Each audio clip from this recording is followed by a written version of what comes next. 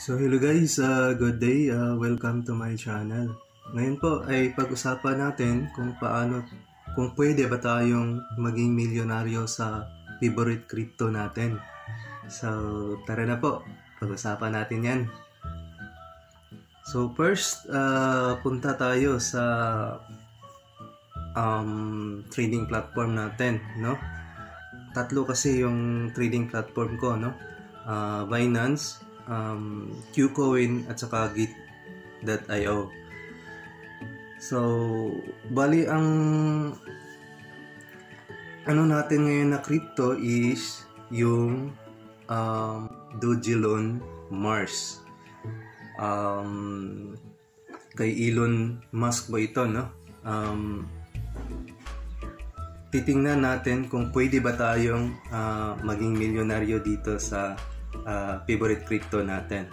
So disclaimer lang po, no? Hindi po ako ang financial advisor. Share lang po ako ng ideas, no? Kung paano or anong gawin natin. So ang gagawin natin is punta tayo sa titingnan natin kung magkano yung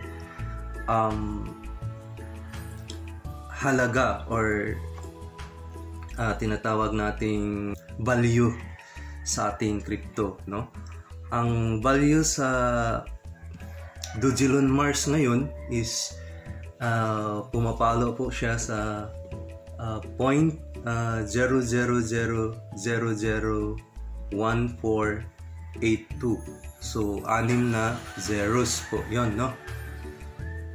So, ang calculation natin is ipapakita ko ngayon.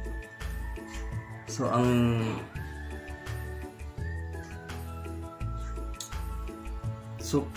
first, tingnan natin kung magkano yung Dogecoin Mars natin na ini-invest natin. So, again, dapat nating tandaan, may kasabihan nga na invest what you can afford to lose, no? Hindi yung yung talagang gagamitin mo na pera. So, invest lang, no? Kung ano yung kaya mong mawala sa'yo. But, ngayon, ituturo ko kung paano tayo maging milyonaryo. So, okay. So, ngayon guys, ang nilagay ko sa Dogecoin or Elon Musk na tinatawag nating cryptocurrency natin is nasa 2.8 billion token, no? Kasi dito 2.4 at saka sa isa kong account is nasa 474 million. So all in all, itotal natin yan is nasa 2.8 billion Elon or Dogecoin Mars na crypto natin. So, ang base sa calculation ko, so titingnan natin yung calculation natin, no? Ang pag-calculate natin, since yung Dogecoin Mars natin is nasa 2.8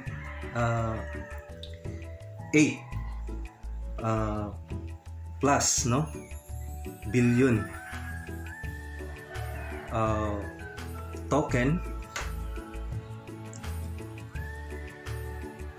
So ang pag-calculate natin, since titingnan natin ang value is nasa 0.0000001487.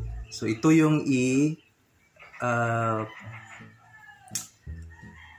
i-calculate natin, no? Since 6 na zeros, no? So paano pag mag-antay pa ba tayo na mawala tong 6 na zeros? No, hindi po, no? Ang kailangan natin, 2 lang po na zeros yung dapat na mawala dito, no? So, since 6 yun, kukunin natin yung 2. Posible ba tayong posible bang maging milyonaryo? So, tingnan natin, no? I-calculate natin, kunin natin yung 2 zeros. So, i-calculate natin, 0.000014,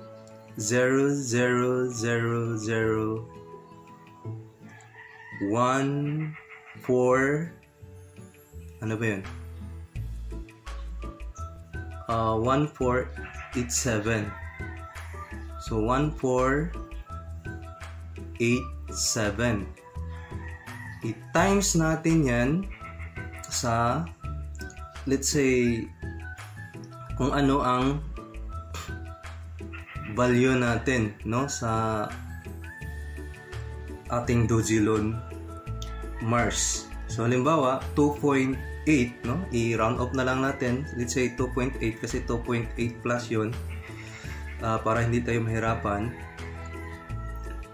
So i-times natin sa 2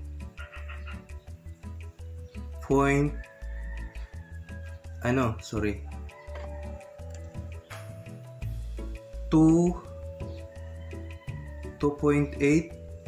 28 1 2 3 4 5 6 7 8. So 2.8 billion kasi yung token natin, no? So i-times natin, so equals, so ito yung lalabas, 41,636. Since peso yung ano natin, so i-times natin ng 50 kasi yung value sa dollar ngayon is 50 pesos, no? So i-times natin to 50 times 50 is equal to 2.8 2 million po, sorry. 2,81,800 po ang value. So yun po ang maano natin pag yun po ang value na ano natin pag nawala yung, kahit na 2 zeros lang po ang mawala dito, no? Hindi na tayo mag-count na mawala pa yung 5 zeros na mag 0.02. Kasi pag nag 0.02 ito, kung i-times natin, halimbawa pag nag-aabot ito ng makuha yung 5 zeros, tapos nag 0.02, yung isang zero dito magiging 2. So kung anong value ng token mo, halimbawa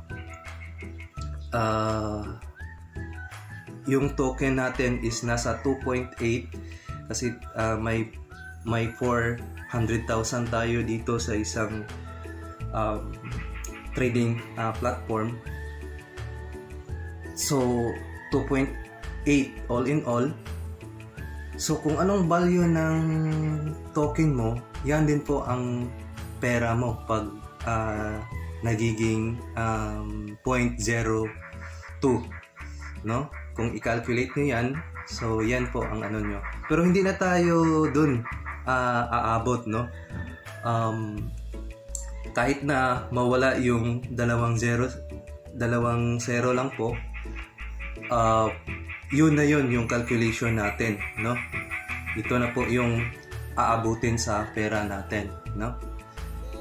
Hindi po yun token, no? Kundi po peso po ito, no? 2 million pesos. So ito po ang laki po, no, ng halaga kahit na 2 zero lang po ang mawawala dito. So yun po ang i-share ko na idea kasi bago lang po ako dito, no? At saka ang calculation ko kasi dati is yung mawala yung 5 zeros na mapapalitan po ito ng yung isang zero dito is yung mapapalitan ng 2. At saka pa kung anong value ng coins natin, yun din po ang pera. Yes, it's true, no? You heard it right. Pero hindi na tayo kailangan pa, no, na naaabot doon. 2 zeros lang po ang kailangan natin na mawala, no? Kung ang investment nyo po is aabot ng 1 billion na token or 2 billion. Kasi 2 billion po yung sa akin. So kung 1 billion, pwede na. So 1 million lang po yung aabutin sa pera nyo. Pesos po yun, no? Hindi po yun token, no? Ito po yung pera na aabutin sa investment nyo, no? Again, disclaimer lang po, hindi po ako ang financial advisor nyo, kundi ideas lang po talaga ang sinishare ko dito, no? Okay, so yun na po guys, no? I hope nagustuhan nyo yung video and thank you for watching po and God bless.